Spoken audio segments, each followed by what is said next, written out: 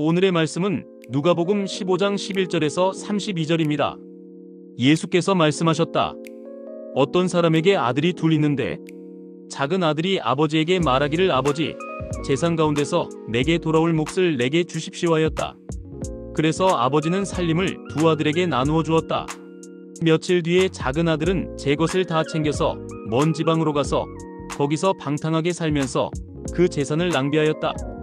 그가 모든 것을 탕진했을 때에 그 지방에 크게 흉년이 들어서 그는 아주 궁핍하게 되었다.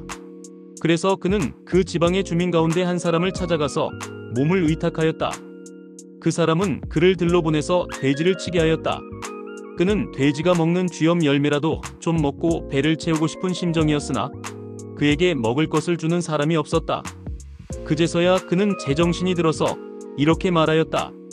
내 아버지의 그 많은 품꾼들에게는 먹을 것이 남아도는데 나는 여기서 굶어 죽는구나. 내가 일어나 아버지에게 돌아가서 이렇게 말씀드려야겠다. 아버지, 내가 하늘과 아버지 앞에 죄를 지었습니다. 나는 더 이상 아버지의 아들이라고 불릴 자격이 없으니 나를 품꾼의 하나로 삼아 주십시오. 그는 일어나서 아버지에게로 갔다. 그가 아직도 먼 거리에 있는데 그의 아버지가 그를 보고 측은히 여겨서 달려가 그의 목을 껴안고 입을 맞추었다. 아들이 아버지에게 말하였다. 아버지, 내가 하늘과 아버지 앞에 죄를 지었습니다. 이제부터 나는 아버지의 아들이라고 불릴 자격이 없습니다. 그러나 아버지는 종들에게 말하였다. 어서 가장 좋은 옷을 꺼내서 그에게 입히고 손에 반지를 끼우고 발에 신을 신겨라. 그리고 살진 송아지를 끌어내다가 잡아라. 우리가 먹고 즐기자. 나의 이 아들은 죽었다가 살아났고 내가 잃었다가 되찾았다. 그래서 그들은 잔치를 벌였다. 그런데 큰 아들이 밭에 있다가 돌아오는데 집에 가까이 이르렀을 때에 음악 소리와 춤추면서 노는 소리를 듣고 종 하나를 불러서 무슨 일인지를 물어보았다. 종이 그에게 말하였다. 아우님이 집에 돌아왔습니다. 건강한 몸으로 돌아온 것을 반겨서 주인 어른께서 살진 송아지를 잡으셨습니다. 큰아들은 화가 나서 집으로 들어가려고 하지 않았다. 아버지가 나와서 그를 달랬다. 그러나 그는 아버지에게 대답하였다. 나는 이렇게 여러 해를 두고 아버지를 섬기고 있고 아버지의 명령을 한 번도 어긴 일이 없는데 나에게는 친구들과 함께 즐기라고 염소 새끼 한 마리도 주신 일이 없습니다. 그런데 창녀들과 어울려서 아버지의 재산을 다 삼켜버린 이 아들이 오니까 그를 위해서는 살진 송아지를 잡으셨습니다. 아버지가 그에게 말하였다. 얘야, 너는 늘 나와 함께 있으니 내가 가진 모든 것은 다 내 것이다. 그런데 너의 이 아우는 죽었다가 살아났고 내가 잃었다가 되찾았으니 즐기며 기뻐하는 것이 마땅하다.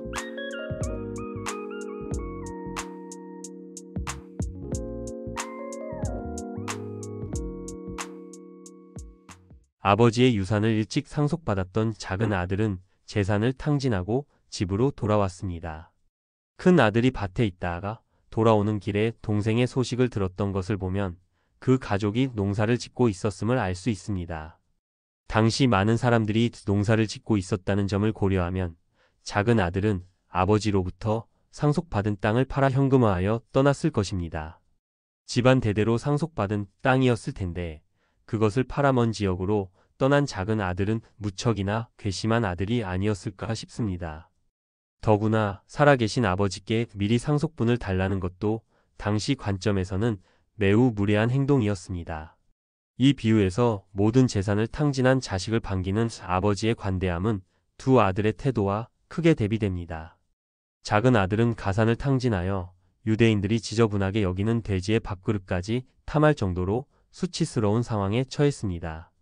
큰 아들은 외국에서 돌아온 동생을 반기지 않고 아버지의 아들로 거리감 있게 호칭하는 데에 비해 아버지는 너희 아우라고 말하며 가족의 일원으로 인정하고 있습니다. 이 대조를 통해 큰 아들의 옹졸함이 드러납니다. 이 비유를 이해하기 위해서는 당시의 맥락을 살펴볼 필요가 있습니다. 이 이야기를 듣는 무리의 세리들과 죄인들이 있었고 이를 못마땅하게 여기는 무리의 바리새파 사람들과 율법 학자들이 있었다는 점은 중요합니다.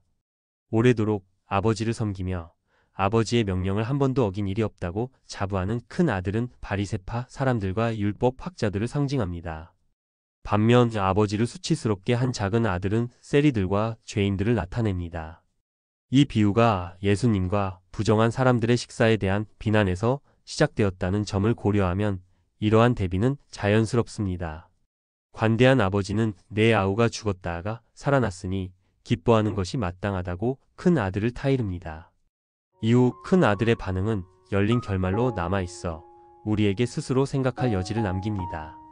예수님께서 가르쳐 주신 기도문에는 우리가 우리에게 죄 지은 자를 사하여 준 것 같이 우리 죄를 사하여 주옵시고라는 말이 있습니다. 이는 우리가 서로 용서하고 화해하지 않는다면 하나님께 우리 죄도 용서받지 못한다는 중요한 가르침입니다. 관대한 아버지는 작은 아들이 저지른 수치스러운 행동도 너그러이 용서하시는 분입니다. 우리도 이 아버지의 모범을 따라야 하겠습니다. 용서와 화해의 대상에는 가족과 친구, 동료뿐 아니라 거울 속 자기 자신도 포함되어야 합니다. 아버지의 관대함을 떠올리며 한 주를 살아가면 좋겠습니다.